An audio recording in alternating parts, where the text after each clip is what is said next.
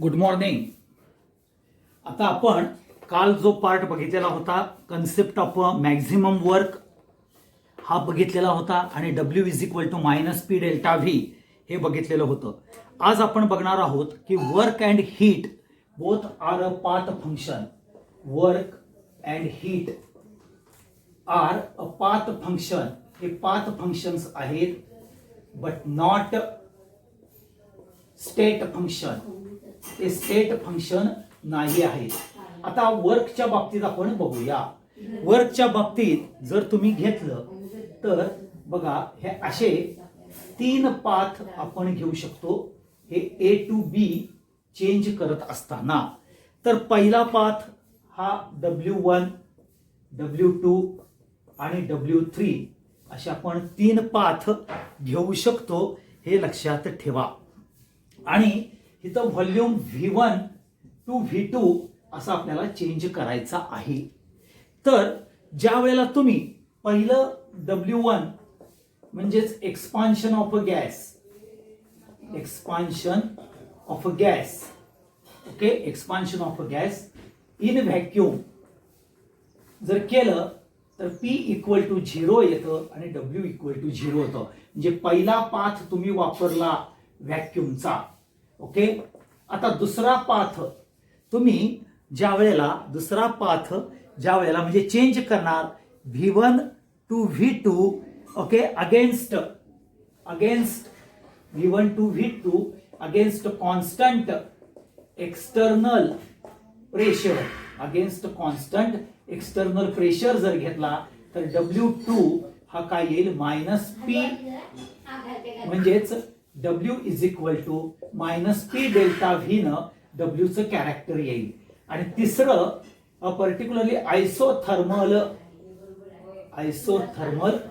Reversible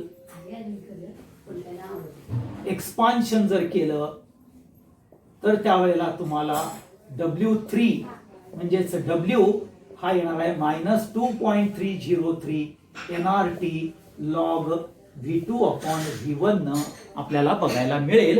एवढं लक्षात ठेवा. आणि म्हणून आपल्याला तीन पाथ जर आपण घेतले तर तीन पाथला तीन वर्क बघायला मिळतात. हे लक्षात ठेवा. आणि म्हणून work is not property of the system. Work ही सिस्टीमची प्रॉपर्टी नाही आहे. जसं प्रेशर, व्हॉल्यूम, टेम्परेचर आहे तसं work is not a property of a system. It does not depends on state of the system. State of the system वरती म्हणजे ते इनिशियल आहे का फायनल आहे ह्याच्यावरती अवलंबून नाही. But it is outcome of the system. Okay.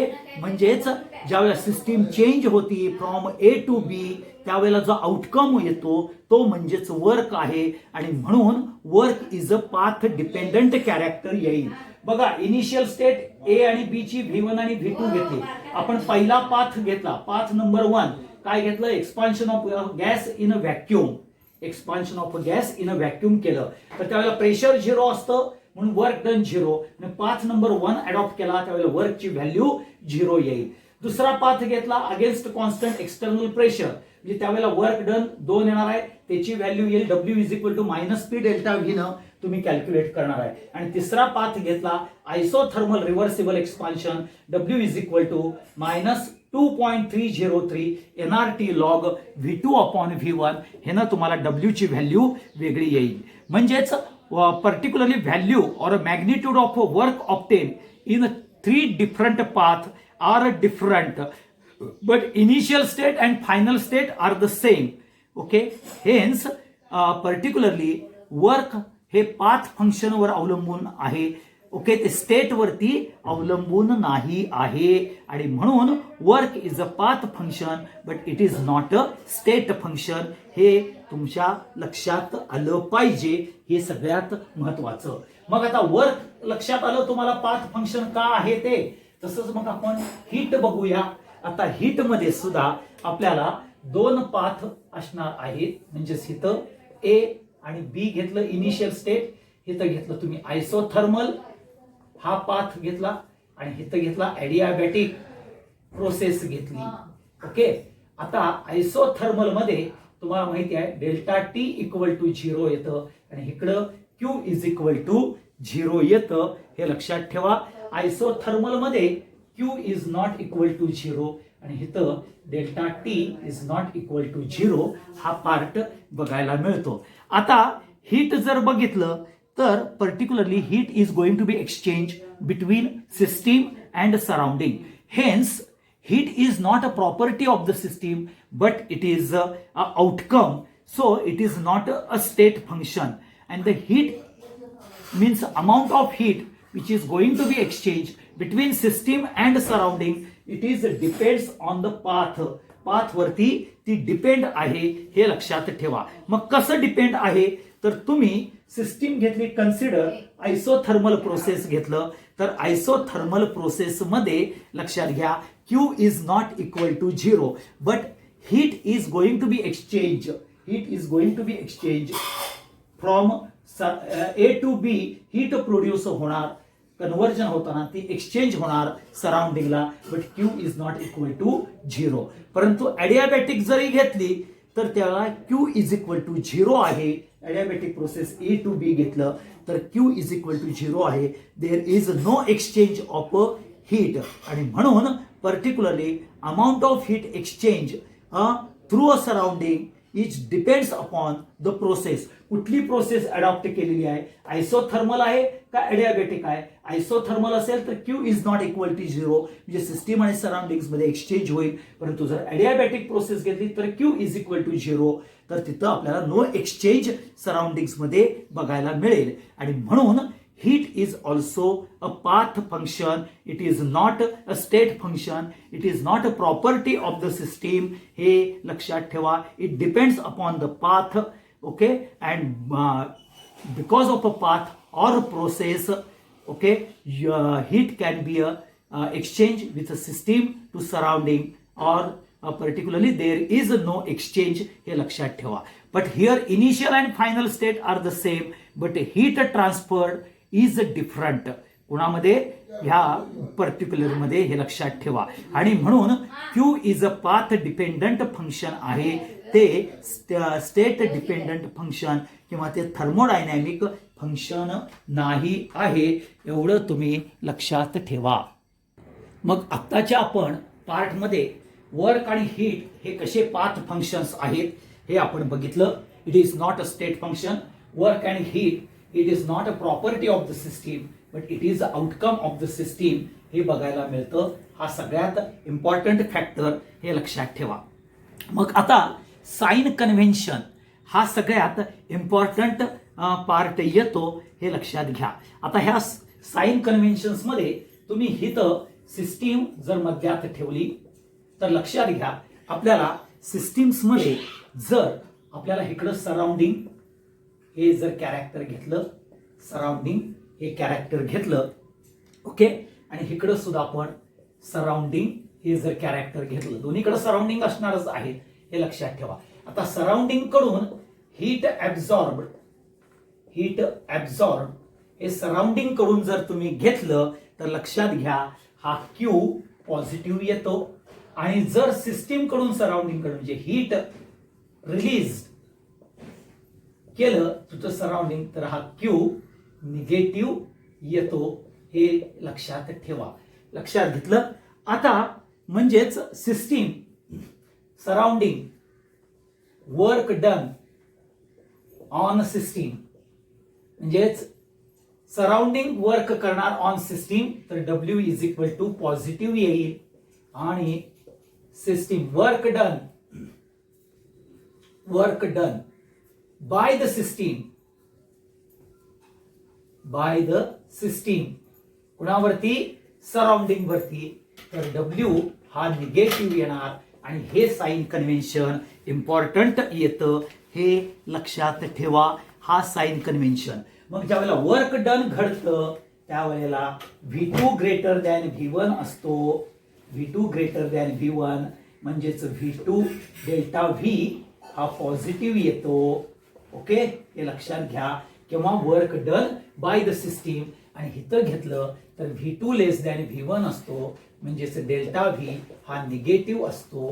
हे डोक्यात ठेवा. Delta V negative, work done positive. Okay, delta V positive work done negative, work done by the system, work done negative, work done bye a surrounding, work done is a positive, heat absorbed by a system is a positive, heat released by the system is a negative. हे character, हे functions म्हणजेच थोडक्यात तुम्हाला जर बघितलं तर आपल्याला हे साइन कन्व्हेन्शन्स इम्पॉर्टंट फॅक्टर्स आहेत, हे लक्षात ठेवा. आता मी तुम्हाला पर्टिक्युलरली एक सांगितलेलं होतं की there are heat and work both are forms of energy, so त्याचं युनिट हे सेम असतं, हे आपण बघितलेलं आहे. आता हे युनिट ज्या वेळेला सेम असतं त्यावेळेला त्यांच्यामधले जे पर्टिक्युलरली हे जे इंटर कन्व्हर्जन युनिट्स आहेत हे तुम्हाला माहिती पाहिजेत. ज्यावेळेला आपण न्यूमरिकल सोडवू त्यावेळेला तुमच्या लक्षात येईल 1 kilo calorie is equal to, that is 1 kilo calorie equal to 1000 calorie, 1 kilo joules equal to 10⁻³ joules, 1 joule is equal to 10⁻⁷ erg, 1 calorie equal to 4.184 joule or 4.184 into 10⁻⁷ joule, and 1 calorie equal to 0.0413 liter ATM, and 1 liter ATM equal to 101.3 joules or 24.22 calorie. ह्या पद्धतीनं तुमचं convergence असलं पाहिजे, हे लक्षात ठेवा. हा सगळ्यात महत्वाचा पार्ट तुमच्या दृष्टिकोनातून महत्वाचा आहे ज्या वेळेला आपण न्यूमरिकल्स सॉल्व्ह करतो त्यावेळेला. तसंच तुम्हाला व्हॉल्यूम माहिती आहे, व्हॉल्यूमचं कन्व्हर्जन येतं 1 litre equal to 1 dm³ equal to 10⁻³ m³. काय आहे 1 litre equal to 1 dm³ equal to 10⁻³ m³. तसंच 1 ml equal to 1 cm³ equal to 10⁻⁶ m³. हे लक्षात ठेवा. ओके, व्हॉल्यूम मध्ये पहिलं सांगितलं 1 लिटर म्हणजेच 1 dm³, 1 dm³ म्हणजेच 10⁻³ m³. तसंच 1 ml equal to 1 cm³ equal to 10⁻⁶ m³. आणि 1 लिटर म्हणजेच 10⁻³ cm³ म्हणजेच 1000 cm³. हे बघायला मिळतं, हे लक्षात घ्या. प्रेशर मध्ये 1 atm is equal to 76 cmHg म्हणजेच 1 atm इक्वल टू 76 cmHg किंवा 760 mmHg असं बघायला मिळेल. किंवा 1 atm equal to 1.013 into 10⁵ newton per metre square किंवा त्यालाच पास्कल म्हणतात. एवढं लक्षात ठेवा. हा सगळ्यात महत्वाचा पार्ट आपल्याला न्यूमरिकल सोडवत असताना लागणार आहे. ओके, मग त्याच्यानंतर पुढची जी कन्सेप्ट आपण बघणार आहोत ती कन्सेप्ट म्हणजेच इंटरनल एनर्जी हीच होय. ओके, इंटरनल एनर्जी ही कन्सेप्ट बघूया आपण. आणि मग त्याच्यानंतर इंटरनल एनर्जी आणि फर्स्ट लॉ ऑफ थर्मोडायनॅमिक्स झालं की मग आपल्याला पर्टिक्युलरली न्यूमरिकल्स सोडवायला घेऊया. आता इंटरनल एनर्जी म्हणजेच ही मेन्शन केली जाते यू न, previously it was mention by E. Okay, हे लक्षात ठेवा. ही इंटरनल एनर्जी म्हणजेच पोटेन्शियल ज्याला आपण पीई म्हणतो, आणि कायनेटिक एनर्जी ज्याला आपण केई म्हणतो. हे लक्षात ठेवा. पोटेन्शियल हे इंटरमोल आणि हा इंट्रामोल मध्ये बघायला मिळणार आहे. पोटेन्शियल इंटरमोल आणि इंट्रामोल मध्ये बघायला मिळेल. आणि कायनेटिक मध्ये आपल्याला एक ट्रान्सलेशनल, दुसरं येईल व्हायब्रेशनल. ओके, तिसरं कॅरडॅक्टर येईल रोटेशनल, आणि चौथं येईल इलेक्ट्रॉनिक. असे आपल्याला पोटेन्शियल एनर्जी आणि कायनेटिक एनर्जी यांचा पार्ट सगळ्यात महत्वाचा येतो. एवढं लक्षात ठेवा. आता ह्या पार्ट मध्ये जर तुम्ही लक्षात घेतलं तर internal energy in consist of potential energy and kinetic energy. म्हणजेच इट इज अ समेशन, म्हणजेच हे जे आहे it is a summation of particularly म्हणजे यू टोटल जर घेतलं तर हे यू टोटल कुणाचं असणार आहे, यूपीई प्लस यूकेई, आणि यूपीई मध्ये आपल्याला इंटरमोल इंट्रामोल यूकेई मध्ये ह्या सगळ्या एनर्जीज असणार आहेत. आणि म्हणून इंटरनल एनर्जीची ज्या वेळेला आपण डेफिनेशन बघतो तर ती internal energy is nothing but sum of all forms of energy associated with matter or system. काय म्हणतो, sum of all forms of energy associated with a system or associated with a matter is called as a internal energy or intrinsic energy. म्हणजेच total energy consist of potential energy and kinetic energy that is a sum. म्हणजेच मी दुसऱ्या प्रकारानं काय सांगितलं, it is a sum of a potential energy and kinetic energy म्हणजेच internal energy. किंवा आपण दुसरी जी डेफिनेशन बघतो ती आहे sum of all forms of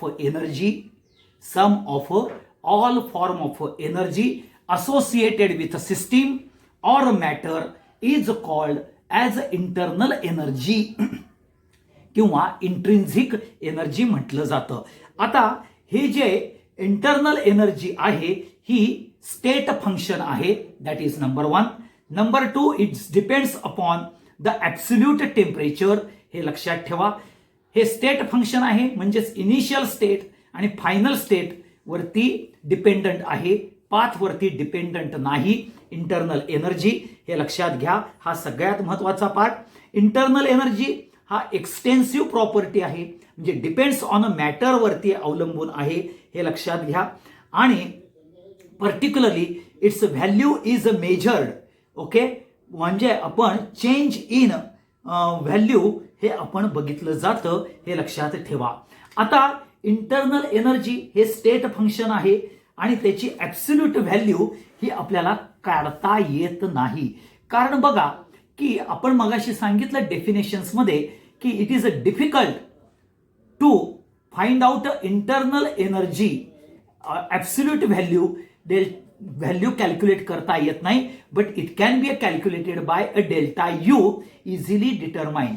का रे, म्हणजे असा जर तुम्ही प्रश्न विचारला की तुम्हाला सर ॲब्सोल्यूट व्हॅल्यू आपल्याला काढता येत नाही परंतु चेंज इन इंटरनल एनर्जी हे काढता येते, म्हणजे स्टेट फंक्शन आहे, हे मगाशी सांगितलं एक्सटेन्सिव्ह प्रॉपर्टी आहे.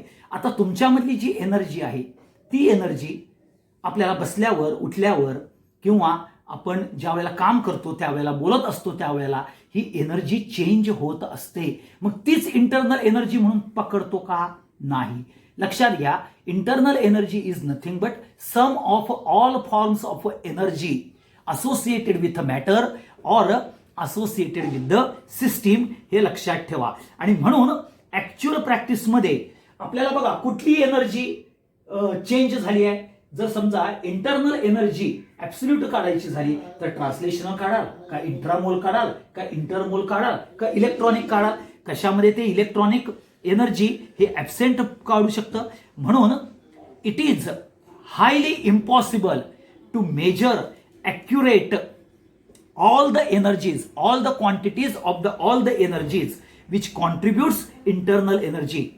इंटरनल एनर्जीला कॉन्ट्रीब्यूट करणाऱ्या ह्या सगळ्या एनर्जीची ऍक्च्युअल क्वांटिटी आपण ॲक्युरेटली डिटरमाइन करू शकत नाही. आणि म्हणून whatever the change is going to takes place from one state to the another state, you can calculate a delta u, but you cannot calculate what is a u1 and what is a u2.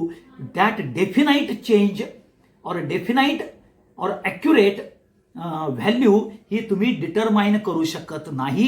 आणि तुम्ही जे determine करता ते लक्षात घ्या, delta U determine करतो, u2 minus u1 हे करणार. म्हणजेच ज्या वेळेला तुम्ही हे पर्टिक्युलरली हा u1 असेल, हा u2 असेल, ही सिस्टीम ए असेल, ही बी असेल, हा पाथ 1 असेल, हा पाथ 2 वापरला असेल, तर तुम्ही u1 टू u2 हा चेंज केला तर त्यावेळेला तुम्ही डेल्टा यू ही व्हॅल्यू डिटरमाइन कराल, परंतु absolute value of u2, absolute value of u1 हे तुम्हाला काढता येणार नाही किंवा तो चेंज काढता येणार नाही. कारण ॲक्युरेटली आपल्याला ऑल फॉर्म्स ऑफ एनर्जी हे एक्झॅक्टली काढता येत नाही. हे सगळ्यात लक्षात ठेवा, डोक्यात ठेवा. हा सगळ्यात महत्त्वाचा पार्ट आहे. आणि म्हणून ज्या वेळेला आपण इंटरनल एनर्जी हे स्टेट फंक्शन म्हणतो, तर लक्षात घ्या, जर आपण चेंज केला व्हॉल्यूम, हा जर तुम्ही इथं V1 घेतला, हा V2 घेतला, ओके, ह्याचं प्रेशर P1 आहे, हा जर ह्याचा प्रेशर P2 घेतला, तर तुम्ही system A to B change करणार आहे. व्हॉल्यूम चेंज होईल V1 to V2, pressure change होईल P1 टू P2, आणि इंटरनल एनर्जी चेंज आपल्याला U2 to U1 to U2 हा चेंज होईल. म्हणजे U1 टू U2 चेंज होईल, V1 टू V2 चेंज होईल, P1 टू P2 चेंज होईल. जर तुम्ही पहिला पाथ घेतला, म्हणजेच path number 1, change in internal energy U1 to U2 हे जर घेतला, U1 टू U2 जर घेतला, तर काय येईल बघा, इथं U2 ग्रेटर दॅन U1 असेल, म्हणजेच डेल्टा U हा येईल. जर तुम्ही पाथ उलटा जर घेतला, कारण इथं येणार आहे delta U is equal to U2 minus U1, आणि जर उलट घेतलं तुम्ही, ओके, म्हणजे सेकंड जर पाथ घेतला, तर काय येईल, delta U is equal to U1 minus U2, म्हणजे U2 लेस दॅन U1 येईल, आणि हा डेल्टा U डॅश येईल. ओके, मग लक्षात घ्या, डेल्टा U हा जर greater than delta U dash असेल, तर सरप्लस एनर्जी प्रोड्यूस होईल, आणि जर डेल्टा U हा लेस दॅन डेल्टा U डॅश असेल, तर ते सरप्लस एनर्जी ही कमी होईल. परंतु तुम्हाला माहिती आहे, energy neither be created nor be destroyed, it is against first law of thermodynamics आहे, हे तुम्हाला सगळ्यांना माहिती आहे. आणि म्हणून इंटरनल एनर्जी हे इंडिपेंडंट ऑफ द पाथ आहे, हे डोक्यात ठेवा. आणि म्हणून ऍक्च्युअल प्रॅक्टिसमध्ये तुम्ही डेल्टा U फाइंड आउट करू शकता, पर्टिक्युलरली ऍब्सोल्यूट इंटरनल एनर्जी ही कॅल्क्युलेट करू शकत नाही, हे लक्षात ठेवा. आणि इनिशियल स्टेट आणि फायनल स्टेट हे तुम्हाला माहिती पडतं, परंतु एनर्जी म्हणजे जर त्यावेळेला system A to B change केलं, तर आयदर एनर्जी क्रिएट होईल असं वाटेल, किंवा आयदर एनर्जी डिस्ट्रॉय होईल असं वाटेल. ओके, म्हणजे जो पाथ तुम्ही अवलंबला आहे, परंतु against it is a first law of thermodynamics आहे, एवढं लक्षात ठेवा. आणि म्हणून एक्झॅक्टली व्हॅल्यू बघायला मिळणार नाही. परंतु इंटरनल एनर्जी आहे हे कशावरून आपण लक्षात ठेवू शकतो, तर बर्स्टिंग ऑफ टायर्स हे लक्षात ठेवा. आता टायर्स मध्ये ज्यावेळेला तुम्ही हवा भरता, त्यावेळेला ॲडियाबॅटिक एक्सपान्शन होतं, लक्षात घ्या. आता हवा दिसते का आपल्याला, नाही, तर ती हवा ट्यूब मध्ये भरली की इंटरनल एनर्जी आपल्याला असते ट्यूब मध्ये, एवढं लक्षात ठेवा. आणि त्यावेळेला इंटरनल एनर्जी ही जर सराउंडिंगची जर बघितली, ती डिक्रीज होते, आणि टायर्स मधली इंटरनल एनर्जी वाढते, हे लक्षात ठेवा. हा सगळ्यात महत्वाचा पार्ट एक्सपान्शनच्या बाबतीत येईल.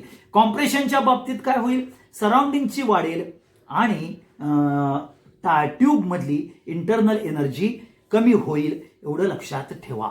म्हणजे इथं ॲडियाबॅटिक एक्सपान्शन कॅरेक्टर्समध्ये आपल्याला ज्या वेळेला बघतो, म्हणजे ज्या वेळेला बर्स्टिंग ऑफ अ टायर दोन्ही बाजूला होतं, त्यावेळेला हा इम्पॉर्टंट कॅरेक्टर येतं. आता पुढचा महत्वाचा पार्ट की इंटरनल एनर्जी हा टेम्परेचर डिपेंडंट कॅरेक्टर आहे, हे तुम्हाला सगळ्यांनाच माहिती आहे. आणि म्हणून जर तुम्ही आयसोथर्मल प्रोसेस जर घेतला, तर डेल्टा T 0 आहे, म्हणजेच डेल्टा U 0 येतं. आणि सायक्लिक प्रोसेसमध्ये system of number of operation come backs to its original, म्हणजेच ओरिजिनल इंटरनल एनर्जीलाच येतं, म्हणजेच इंटरनल एनर्जी 0 येते, डेल्टा U.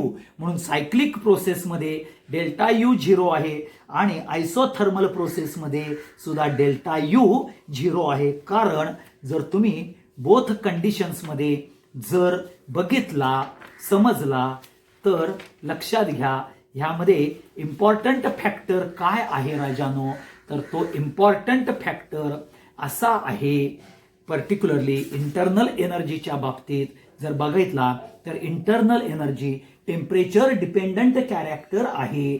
म्हणून आयसोथर्मल प्रोसेसला डेल्टा टी झिरो आहे म्हणून डेल्टा यू झिरो. सायक्लिक प्रोसेसला परत इनिशियल स्टेटमध्ये येतं म्हणजेच टेम्परेचर रिमेन्स द सेम राहतं म्हणजेच डेल्टा टी झिरो येतं आणि म्हणून डेल्टा यू झिरो आपल्याला बघायला मिळतं. हे लक्षात ठेवा. समजलं? हा सगळ्यात महत्वाचा part with respect to internal energy बघायला मिळेल. परत सांगतो, internal energy is denoted by delta U. Previously it is denoted by E. हे लक्षात ठेवा. It is a sum of all forms of energy associated with a matter or a system, किंवा तुम्ही म्हणू शकता it is a sum of particular potential energy and kinetic energy. Internal energy is a extensive property. It is a state function. It is depends upon the absolute temperature. हे लक्षात ठेवा. Okay. आणि त्यामुळं particularly आपण हे delta U हे calculate करतो आणि ॲब्सोल्यूट व्हॅल्यू हे काढू शकत नाही. कारण तर एक तर एनर्जी ज्यावेळेला सिस्टीम चेंजेस करतो ए टू बी त्यावेळेला इंटरनल एनर्जीचा लॉस तरी होतो किंवा तो ॲब्झॉर्ब होतो. तर त्यावेळेला आपण म्हणतो energy is neither be created nor be destroyed.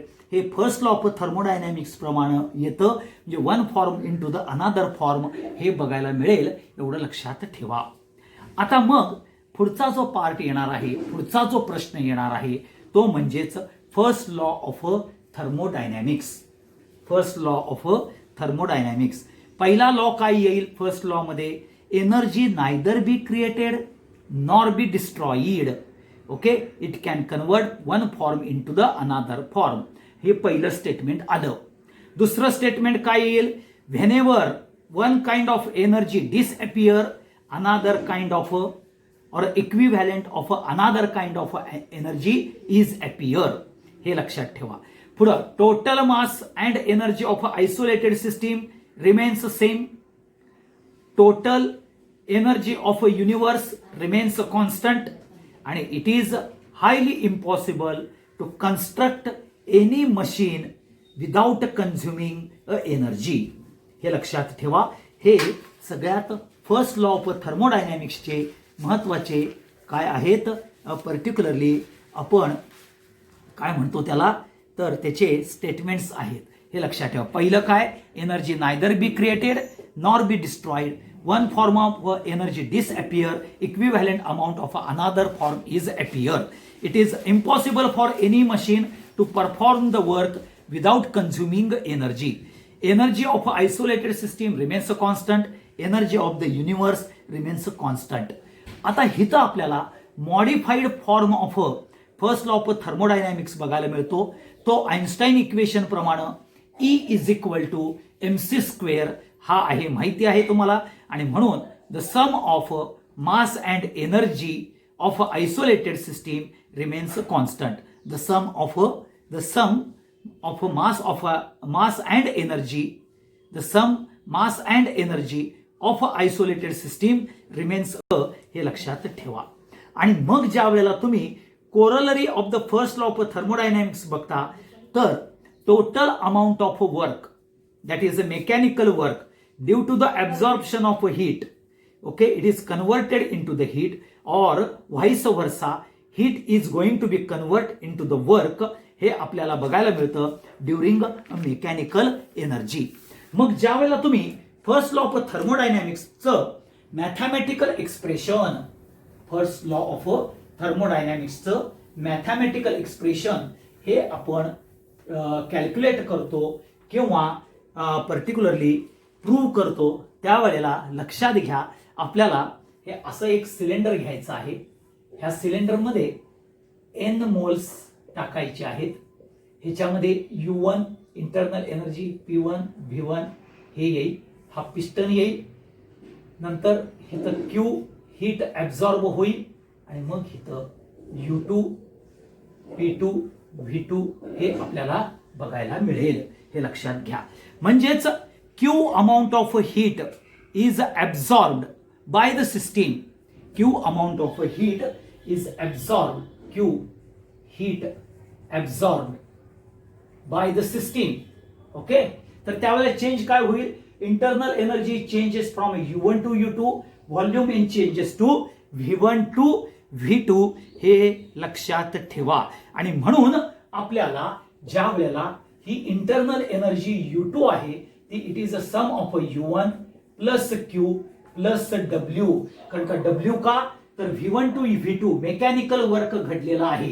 मग मी काय करणार U2 minus U1 is equal to Q plus W येईल, म्हणजेच delta U is equal to Q plus W येईल. आणि W म्हणजेच तुम्हाला माहिती आहे मायनस P डेल्टा V येतं. आता Q is equal to delta U minus W येईल. आणि ह्या W ची किंमत जर टाकली तर Q is equal to delta U plus P delta V येईल. म्हणजेच हे इक्वेशन आणि हे equation both are nothing but first law of थर्मोडायनॅमिक्सचं एक्सपान्शनचं आपल्याला म्हणजे फर्स्ट लॉ ऑफ थर्मोडायनॅमिक्सचं एक्सप्रेशन बघायला मिळतं, हे लक्षात ठेवा. आता आपण दुसऱ्या प्रमाणे आपण बघूया. ह्यामध्ये काय सांगितलं आपण Q heat is going to be absorb. Q heat झाली की V1 टू V2 आणि V1 टू V2 चेंज झाला की वर्क डन आहे ना W येतं. कुणामुळे होतं at the cost of Q. आणि Q मुळे काय होईल इंटरनल एनर्जी वाढेल. मग आमची इंटरनल एनर्जी U2 ज्या वेळेला वाढते त्यावेळेला इट इज नथिंग बट हे U1 प्लस हे Q दिलेलं आहे म्हणून. आणि जे वर्क डन घडलेलं आहे ते आपण घेतलं U2 minus U1 is equal to Q plus W. So delta U is equal to Q plus W हा बघायला मिळेल. आता असं आपण म्हणू शकतो की heat absorb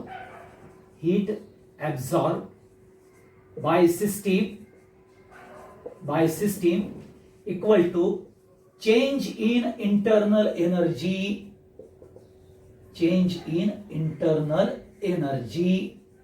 okay and plus a work done. म्हणजेच ज्या वेळेला हीट ॲब्झॉर्ब होते कुठल्याही सिस्टीमला ते इंटरनल एनर्जी मध्ये चेंज होतं आणि वर्क डन घडतं. म्हणजेच Q is equal to delta U plus W. परंतु W हे minus P delta V character येणार आहे. म्हणजे W हा इंटरनल एनर्जीचा पार्ट येतो. म्हणजेच loss of a internal energy आहे. Q is equal to delta U minus W हे लक्षात ठेवायचं. म्हणजेच delta U is equal to Q plus W हे दोन्हीही इक्वेशन घेतले. ह्या W मध्ये हा मायनस P डेल्टा V घातलं तर Q is equal to delta U plus P delta V असं तुम्हाला बघायला मिळेल. एवढं लक्षात ठेवा. परत एकदा सांगतो फर्स्ट लॉ ऑफ थर्मोडायनॅमिक्स हा ज्या वेळेला कॅरेक्टर बघतो तर त्यावेळेला पहिला काय येतं particularly energy neither be created nor be destroyed. One form of energy disappear another form of equal amount मध्ये अपियर होतं. There is no machine okay cannot be work without consuming energy. Total energy and mass of isolated system remains constant. Energy of a universe remains constant. हे ज्या वेळेला तुम्हाला सांगितलं जातं state first law of thermodynamics हे सगळेच्या सगळे particularly पाचीच्या पाची ही स्टेटमेंट्स आले पाहिजेत. एवढं लक्षात ठेवा. ह्यातलं उगाच फर्स्ट लॉ सांगितलं आणि तुम्ही फक्त energy neither be created nor be destroyed असं जर लिहिलं तर एवढं लक्षात ठेवा तुम्हाला 0 मार्क पडतील. हे लक्षात ठेवा. मग मी मगाशी सांगितलं तुम्हाला फर्स्ट लॉ ऑफ थर्मोडायनॅमिक्स मध्ये जर कोलरली बघितलं तर work is converted into the heat and heat is converted into the work. It is a corollary of a first law of thermodynamics मध्ये. म्हणजेच total amount of work is converted into the heat and heat is converted into the work. आणि म्हणून on the first law of thermodynamics प्रमाणे heat absorb केली सिस्टीमनं ज्याच्यामध्ये n moles of gas आहे त्याच्यामध्ये expansion होईल. त्यावेळेला internal energy change U1 to U2 होईल. त्यावेळेला व्हॉल्यूम V1 टू V2 होईल. म्हणजेच V1 टू V2 आणि अगेन्स्ट प्रेशर म्हटल्यानंतर आपल्याला वर्क डन घडेल that it is a W. आणि म्हणून जो U2 आहे जो चेंज इन इंटरनल एनर्जी आहे हा कशाचा आउटकम आहे U2 is equal to U1 plus Q plus W. हे लक्षात ठेवा कारण का सगळे पॅरामीटर्स येतात. मग U1 हित घेतला तर U2 minus U1 equal to Q plus W. Sir delta U plus Q plus W येईल. हे लक्षात ठेवा. आणि म्हणून Q is equal to delta U minus W पण W is equal to minus P delta V. तेच टाकलं तर Q is equal to delta U plus P delta V येईल. आता दुसऱ्या ह्यानं जर बघितलं heat absorb by the system कुठल्याही हीट सिस्टीमनं ऍब्झॉर्ब केलं तर चेंज इन इंटरनल एनर्जी होतं आणि इंटरनल एनर्जी चेंज झालं तर पिस्टन हा मूव्ह होतो म्हणजेच वर्क डन होतं आणि म्हणून Q is equal to delta U plus W. परंतु इथे चेंज इन इंटरनल एनर्जीचा लॉस होतो कारण का सिस्टीम परफॉर्म वर्क करतं म्हणून Q is equal to delta U minus W येतं आणि म्हणून delta U equal to Q plus W हे घेतलं आणि इथं मायनस पी डेल्टा व्ही ह्या मायनस डब्ल्यू ला टाकलं की तुम्हाला आपल्याला हे इक्वेशन परत बघायला मिळेल. एवढं लक्षात ठेवा. ओके, हा इथला पार्ट आपल्याला internal energy, first law of thermodynamics हे कॅरेक्टर आपण आजच्या ह्याच्यात बघितलेलं आहे आणि मग उद्याच्या वेळेला आपल्याला पर्टिक्युलरली ह्या फर्स्ट लॉ ऑफ थर्मोडायनॅमिक्स नंतर आणि उद्याच्या कॅरेक्टर्समध्ये आपण ज्या वेळेला फर्स्ट लॉ ऑफ थर्मोडायनॅमिक्स हे कॅरेक्टर बघतो. आता ह्यामध्ये मी फक्त एक तुम्हाला सगळ्यात महत्वाचं की फर्स्ट लॉ ऑफ थर्मोडायनॅमिक्सचा जो स्टेटमेंट आहे त्या फर्स्ट लॉ ऑफ थर्मोडायनॅमिक्सच्या स्टेटमेंट्समध्ये आपल्याला mathematical expression of first law of thermodynamics हे आहे Q is equal to delta U minus W हे येतं. म्हणजेच पर्टिक्युलरली डिड्यूस असं विचारलं जातं, डिड्यूस मॅथमॅटिकल एक्सप्रेशन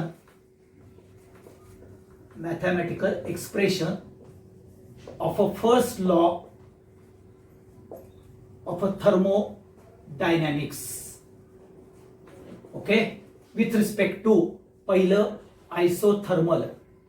आता आयसोथर्मल प्रोसेस जर घेतली तर तुम्हाला माहिती आहे Q is equal to delta U minus W येणार आहे.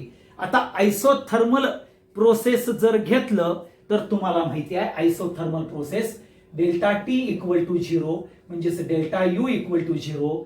Therefore Q is equal to minus W हे येणार आहे. म्हणजेच हे आयसोथर्मलचं एक्सप्रेशन, मॅथमॅटिकल एक्सप्रेशन येईल हे लक्षात ठेवा. म्हणजेच एक्सपान्शन मध्ये heat absorb bye the system is entirely converted into the work. लक्षात घ्या, एक्सपान्शन मध्ये काय होईल, एक्सपान्शन मध्ये heat is totally converted into work हे लक्षात ठेवा. आणि कॉम्प्रेशन मध्ये काय होईल तर लक्षात घ्या, कॉम्प्रेशन मध्ये वर्क डन जे होईल ते particularly work done on the system is converted into the heat. म्हणजे वर्क हे टोटल कन्व्हर्ट होतं इनटू द हीट. कॉम्प्रेशन मध्ये हे कॉम्प्रेशन हे एक्सपान्शन, EXP म्हणजे एक्सपान्शन, COMP म्हणजे कॉम्प्रेशन. एक्सपान्शन मध्ये heat is converted into the work आणि कॉम्प्रेशन मध्ये work is converted into the heat येईल. आता दुसरी जी प्रोसेस येणार आहे ज्याला आपण आयसोबारिक प्रोसेस म्हणतो, आयसोबारिक प्रोसेस. आणि आयसोबारिक प्रोसेस मध्ये डेल्टा P इक्वल टू 0 येतं हे लक्षात ठेवा. आणि डेल्टा P इक्वल टू 0 म्हणजेच मगाशी आपण बघितलेलं होतं बघा, Q is equal to delta U plus P delta V. परंतु P 0 आहे, डेल्टा P 0 आहे, P 0 नाही आहे आणि म्हणून हे एक्सप्रेशन ऍज इट इजच आयसोबारिकलाच राहतं हे लक्षात ठेवा. म्हणजेच ह्याचं कोरलरी बघितलं तर Q is equal to delta U minus W आणि इथं W is equal to minus P delta V टाकलं तर हे येतं. आणि म्हणून आपल्याला आयसोबारिक प्रोसेस मध्ये सेम कॅरेक्टर बघायला मिळतं. म्हणजेच हीट ऍब्झॉर्ब, ही जी हीट ऍब्झॉर्ब होणार आहे with a constant pressure, heat absorb by the constant pressure is converted into the internal energy and amount of a function, amount of a work done हे होणार आहे हे लक्षात ठेवा. तिसरं कॅरेक्टर येणार आहे ज्याला आपण आयसोकोरिक प्रोसेस म्हणतो. आता आयसोकोरिक प्रोसेस मध्ये काय आहे, डेल्टा व्ही इक्वल टू 0 आहे हे लक्षात ठेवा. म्हणजेच QV is equal to delta U minus म्हणजे प्लस पी डेल्टा व्ही. मग डेल्टा व्ही 0 आहे. ओके, म्हणून QV is equal to delta U हे येईल हे लक्षात ठेवा. म्हणजेच आयसोकोरिक प्रोसेस मध्ये पर्टिक्युलरली व्हॉल्यूम रिमेन्स कॉन्स्टंट आणि U हा स्टेट फंक्शन आहे, QP हा स्टेट फंक्शन आहे एवढं लक्षात ठेवा. ओके, सो डेल्टा यू हे आहे आपल्याला बघायला मिळेल. आणि म्हणून whatever the heat absorb त्याच्यामध्ये इंटरनल एनर्जी चेंज बघायला मिळेल. आणि चौथा पार्ट येतो ज्याला आपण ॲडियाबॅटिक प्रोसेस म्हणतो. ॲडियाबॅटिक प्रोसेसला आपल्याला Q इक्वल टू 0 येतं, म्हणजे Q is equal to delta U minus W, म्हणजेच delta you is equal to W हे कॅरेक्टर येतं ॲडियाबॅटिक प्रोसेसच्या मॅथमॅटिकल एक्सप्रेशन मध्ये. आणि म्हणून इथं लक्षात द्या, इंटरनल एनर्जी इन्क्रीज झालं तर work done on the system होणार आहे. इंटरनल एनर्जी जर इन्क्रीज झाली तर work done on the system होईल. आणि जर इंटरनल एनर्जी जर कमी झाली तर वर्क डन ऑन सराउंडिंग हे कॅरेक्टर आपल्याला बघायला मिळेल विथ ॲडियाबॅटिक प्रोसेस. म्हणून हे आयसोथर्मल, आयसोबारिक, आयसोकोरिक आणि ॲडियाबॅटिक हे सगळे आपण पर्टिक्युलरली फर्स्ट लॉ ऑफ थर्मोडायनॅमिक्सचे डिड्यूस एक्सप्रेशन येतात, हे लक्षात ठेवा. आयसोथर्मल मध्ये काय होतं तर डेल्टा यू इक्वल टू 0 आहे आणि त्यामुळे whatever the expansion takes place, heat is converted into the work. आणि कॉम्प्रेशन मध्ये work is converted into the heat. Isobaric process मध्ये कॉन्स्टंट प्रेशर मध्ये internal energy and work done आपल्याला घडेल. Isochoric process मध्ये डेल्टा व्ही इक्वल टू 0 आहे. So whatever the change in internal energy, okay, through heat absorb और heat release त्याच्यावरती आपल्याला बघायला मिळेल. Heat absorb and internal energy वरती आपल्याला बघायला मिळेल. म्हणजेच heat absorb at a constant volume is nothing but change in internal energy आपल्याला बघायला मिळेल. तसंच ॲडियाबॅटिक प्रोसेसमध्ये delta you is equal to W आहे. म्हणजेच इन्क्रीज इन इंटरनल एनर्जी झाली तर work done on the system by surrounding झालं, हे लक्षात ठेवा. आणि जर ते डिक्रीज झाली तर work done by the system on surrounding हे कॅरेक्टर येईल. हे सगळ्यात महत्वाचा पार्ट येईल. आता क्यू हा प्लस केव्हा येईल तर हीट ऍब्झॉर्ब असेल तर, मायनस कधी येईल हीट लिबरेटेड और हीट रिलीज होईल त्यावेळेला. Work done positive, work done by the surrounding on the system positive आणि work done by the system on surrounding negative. Internal energy delta U heat absorb केली तर delta U increase positive.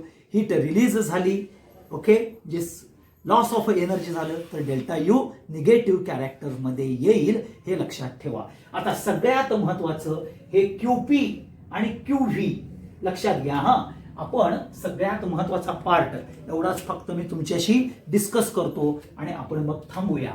तुम्ही म्हटलंय Q म्हणजेच heat path function आहे, okay, परंतु QV and QP हे state function आहे, हे लक्षात ठेवा. QP and QV are state function. का तर QP बघा कशावर अवलंबून आहे, डेल्टा यू वरती अवलंबून आहे आणि P डेल्टा व्ही वरती. कारण प्रेशर सुद्धा स्टेट फंक्शन आहे, व्हॉल्यूम सुद्धा state function, internal energy state function, म्हणून QP हा स्टेट फंक्शन येतो.